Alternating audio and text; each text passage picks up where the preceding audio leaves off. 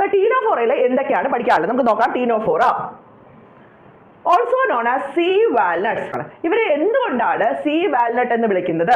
Exclusively marine, കടലിൽ മാത്രമാണ് ഇവർ കാണുന്നത്. അതുകൊണ്ടാണ് ഇവരെ നമ്മൾ എന്ത് വിളിക്കുന്നത്? സീ എന്ന പദം ചേർക്കുന്നത്. വാൽനട്ട് എന്ന് വിളിക്കാൻ കാരണം എന്താ? ഹാർഡ് ആയിട്ടുള്ള ഔട്ടർ കവറിംഗ് ആണ്.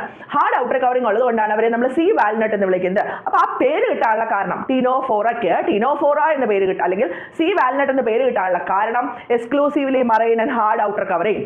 ഇനി നമ്മൾ പറയാറുണ്ട്, മറ്റൊരു പേര് കൂടെ വിളിക്കാറുണ്ട്, കോമ്പ് ജെല്ലീസ്. എന്തുകൊണ്ടാണ് ഇവരെ കോമ്പ് ജെല്ലീസ് എന്ന് വിളിക്കുന്നത്?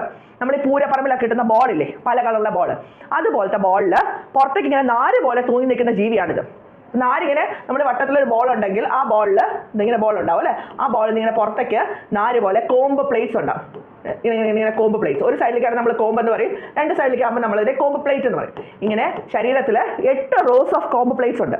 Body has 8 external rows of ciliated comb plates. അതുകൊണ്ടാണ് അവർക്ക് കോമ്പ് ജെല്ലീസ് എന്ന പേര് കിട്ടിയത്. ഇനി ഇവരുടെ മാത്രം ഒരു പ്രത്യേകതയായിട്ടൊക്കെ നമുക്ക് പറയാം, bioluminescence. The property of living organism to emit light, that is known as bioluminescence. ജീവനുള്ളവ ലൈറ്റ് എമിറ്റ് ചെയ്യുമെങ്കിൽ അത് ബയോലൂമിനിസെൻസ് ആണ്. അടുത്ത ഫൈലം സിലിൻഡ്രേറ്റ. ഒരുപാട് ഭംഗിയുള്ള ആൾക്കാരുള്ള ഒരു ഫൈലമാണ് സിലിൻഡ്രേറ്റ എന്ന് പറയുന്നത്. ഇതിന്റെ മാത്രം പ്രത്യേകത നമ്മൾ പഠിക്കാൻ പോണേ.